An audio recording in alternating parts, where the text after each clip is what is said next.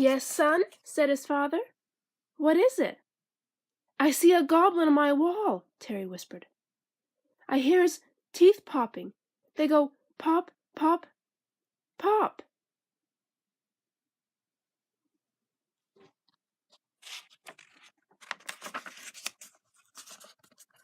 Terry's father turned on the light. "You were seeing yourself in the mirror," he said, "and you were hearing the furnace pipes popping. Sometimes pipes do that when the furnace comes on." "Is that all it was?" Terry asked. "That's all," his father said. "Nothing but the furnace pipe goblin."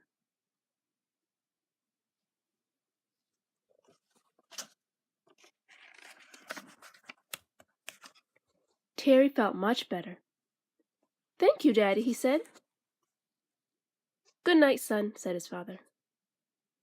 Terry tried to go to sleep, but he just couldn't.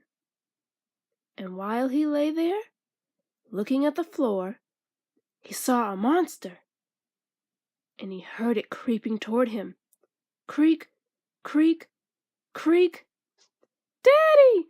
Terry shouted.